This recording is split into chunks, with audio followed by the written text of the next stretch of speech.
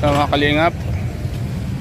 kalingap at pinunta po natin si Jemel, yung kapatid po ni Jemel sa eskwela para kumustahin at pasyal din po.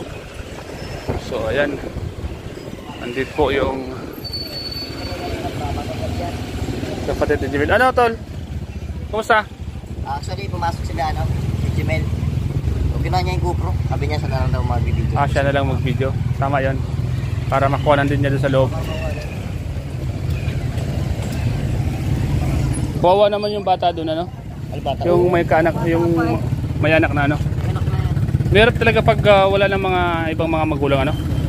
Walang nagbabantay, ano? Gagabay. Baka dito sa lugar na to, parang sa kanila common yung nagkakanak na maaga dito sa lugar na to. Diba? Kawawa yun. Kulang, payat baga? Kulang sa pagkain. Kulang. Pero anong anak niya, gwapong lalaki. Kaya nga. Kalingap. Hintayin natin si Jemel nasa loob. Ano? So ano plano mo pala doon na? Plano mo? May ikon dito. May pambili dito ng pangregalo ni Jemel sa mga kapatid niya. Isasama na natin sa pagbili. Meron din ditong pangkain sa kanila. May pangkain din. Kain na natin sila. Ganun na lang. Ito yung mga kalingap. Pinunta po natin yung kapatid ni Jemel dito sa school. Para ilabas po. Para pag-jamming naman po sila. Kasama po ang kanyang tita. Yung lula po kasi mga kalingap, hindi po maiwan yung bahay. Baka daw mawala. Baka mawala yung bahay. Baka mawala yung lula? Sa'yo baga? Sa'yo pa ng lula? Hindi ko niya maiwanan dito kasi baka mawala daw yung bahay. So, ipinagpapaalam pa po ni Jemel yung kapatid niya. Ito natin binisita. Ngayon lang ako nakapunta dyan sa bahay nila Jemel. Yan palang bahay nila Jemel, ano? Ngayon lang nakapunta. Ngayon lang ako din nakapunta dyan. Ang alam ko, ang bahay nila Jemel doon sa Gumaos, Parakali. Hindi lang po. Kasi meron din pala dito. Bahay din yata nila yun, ano? Kung may hagda na yun. Yun? Sa kanila rin yun. Iba dito, ano? Saan? Iba yung lugar na to, no? Semi-squatter na rin yung Barangay Madudunong ito ay lugar nila. para doon sa amin sa Parkal baga. Barangay Madudunong. Barangay Madudunong. Madudunong, matagas ulo, di ba? Doon sa inyo bro, sa lugar nyo, kumusta man doon? Okay naman doon. Okay naman. Landslide din, maraming landslide. Landslide. Dito naman sa amin, hindi man masyadong landslide na. Patag kasi. Ito Jemel. Bye-bye. Anak niyo yun, Lay? Anak niyo? Apo mo? Ay, Bibi, bye-bye. Bye-bye. Bye-bye daw sa Lula. Oo. Inatid niyo po, inatid niyo lagi sa bike. Mag-isa lang po siya? Mag-isa natin. Diyan mo pinaupo, ano? Ganda po yan. Natid-atid ni Lola. Ang kanyang apo.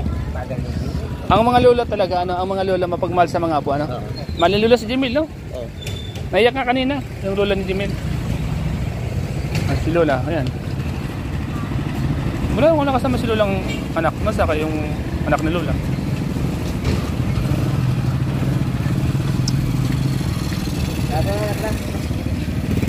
Ayan na. Kamukha ni Jemel. Kamukha ni Jemel. Hindi natin mapasamahin sila, ano, tita yung isa. Oo. Jemel, siya yung kapatid mo? Opo, kapatid ko po yan guys. Ano Jemel? Hindi ko yung papayagan. Mag-aasawa dapat siya, mga ano siya. 29 yan. 29. Tumulong muna, ano? Tumulong muna. Ha? Nagpaalam pa kami. Huwag ka nang umuwi. Dalhin mo na yan. Hindi, dalhin mo na yan, kwan mo. Dalhin mo na tong bag mo. Hindi ka naman magbalik lang. mamaya. Oo. Pwede ka magbalik ka na lang mamaya. Sabihin na lang namin. Pinag-late lang naman. Nauwi na ako. Eh. Pagdi lang naman. Sama ka sa amin. Magkain tayo sa labas. Pati yung makain ng mga pati. Ang bag mo. Kagaan ka. Si Jemel po. Tagal. Di mo lang kailang minutes ka doon? Ano? 5 yata. Anong ginawa mo doon sa 5 minuto na yun? Ang ano, yung tig-vlog ko, yung ano nito, yung... Ay, dito, tig-vlog. Sabi ni Pure Health, bakit daw wala kang perang dala? Ikaw mag-deliver sa kapatid mo. Okay. So, hindi ko man alam. Naglalakad lang ako, guys. Kanina, binigay sa'yo yung pira. Oo. Nakita ko, inabot mo lahat kay Lula mo. Paano tayo makakapalibre sa kapatid mo? Sablay ka ba? Pala sinilid ko yung isa. Sablay ka ba? Ay, di ba Jimel, ako naman ang sasagot, Jimel. Total, Pasko na, nung Pasko wala naman regalo yung kapatid mo. So, sasagutin na naman namin. Nagamag kaming tatlo, si Norman, si Pure Health. Pati nga tong Aldo na yan si Kuya Norman. kasama natin, So, napag-usapan namin na ambag-ambag muna kami sa pangkain ng kapatid mo para man naman magka-jamming kayong dalawa. So, tala. Una, sa diet na pala tayo. Lapit lang pala, oh. Bilis lang. Bilis lang, oh. Ano tayo naglabas? MS na tayo, MS. Para doon na lahat, ano? Kaya nga. Ay, saan? Doon mo na lang doon ibigay yung regalo, ano? Doon na lahat para isang vlog, na. Jollibee.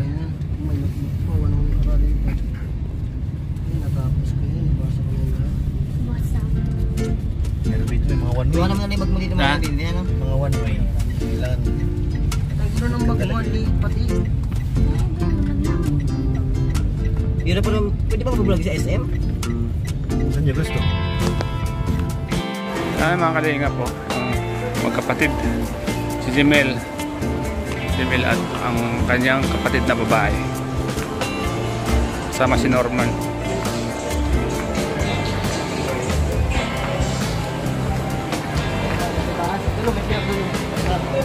Tara.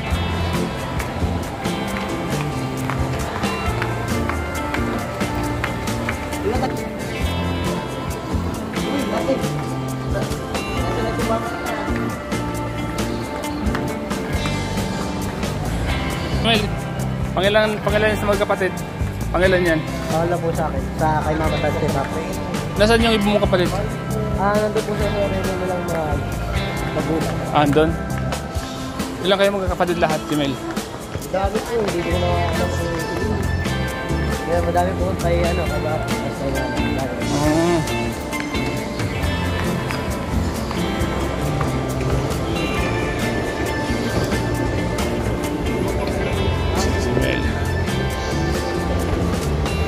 Jimel po, isa po niyang kanyang kapatid na babae. Nagbanding po sila. Nining, anong gusto mong kainin, Nining? Anong gusto mong kainin? Kahit ano?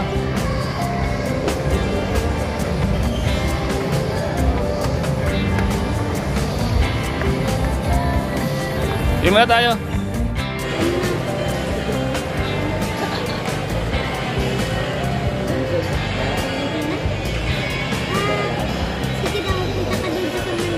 So guys, what's up? Pagpalang tanghali. Welcome po sa akin channel. Ngayon mga kalingap ay samahan niyo po kami at ito, binanding po namin ang magkapatid na si Jimel at ang kanyang kapatid mga kalingap. So, ito, patuloy po mga kalingap ang simpleng vlog po sa kanila. Sana po ay video po kayo sa panood. Panood po sa vlog po ito sa kila Jimel mga kalingap po.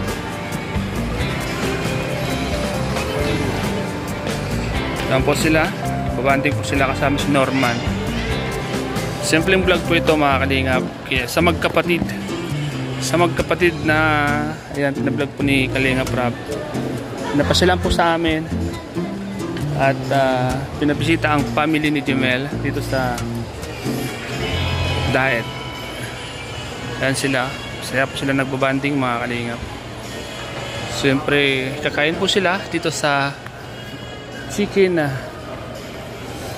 boneless. So ayan.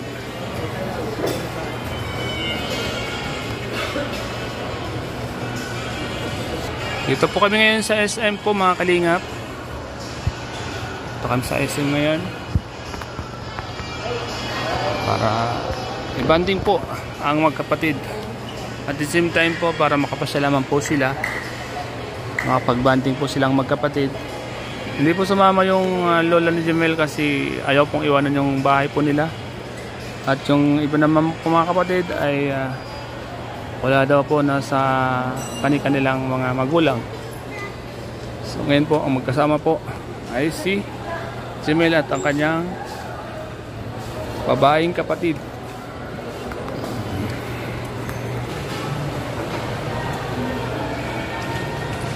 Kasi mong regalo ng Pasko, Jemel. Ano yung kasi mong Pasko ng... Salamat po nga po sa mga nagbigay ng damit sa akin. Wow! Alis po. Kami yung mga nagbigay sa akin, guys. For sure, si Kuya Rab din po nagbigay sa akin ng damit. Kagabi lang po. Kagabi? Dami ah. Maraming salamat po.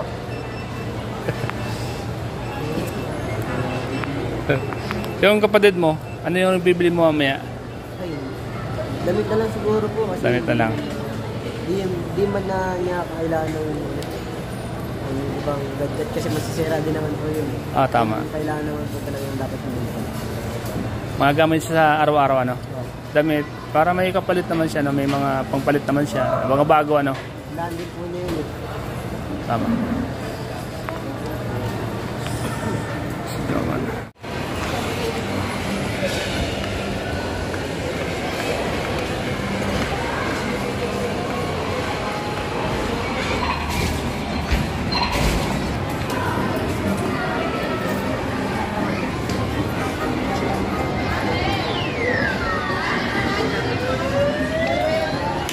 Yan po, ilalaro po ni Jemel yung kanyang kapatid.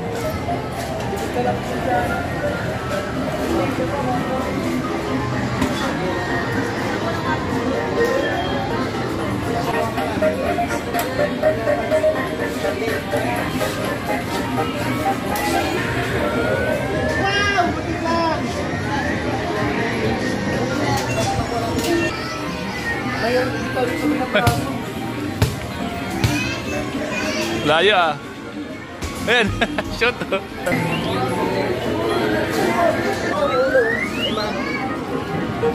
O si Jemel oh. Natusan pa ako hawakan mo. Bakit dalawa? Ganda. Dalawa yan.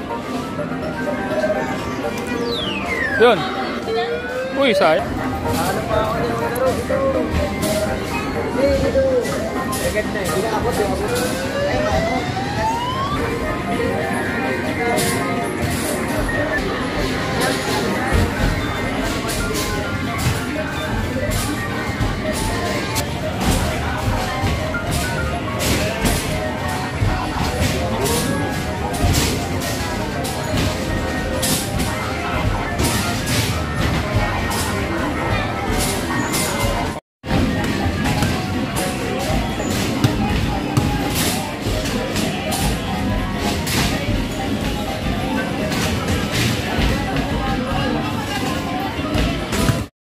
Ayan mga kalingap, tapos na po yung aming pamamasyal kasama si Jemel at ang kanyang kapatid Norman, and siyempre si Billy Boy, ang ating bisita.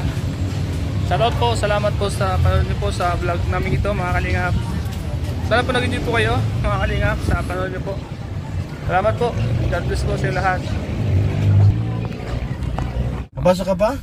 Aba, good boy itong Happy batang si Jemel ah. Di, mahirap kasi pag nag-absent ka ng ano, absent ka ng ganyan, ang hirap nang habulin. Tama yan. Tsaka mas lalong mas maganda kasi mag ano sa ano, sa room pag nasa room. Yung ko Yes, sa bahay po. pag nasa bahay na ako, tinatamad na ako. Gusto ko nang wala nang gawain. Tama yun. Nakakatas-atas lang.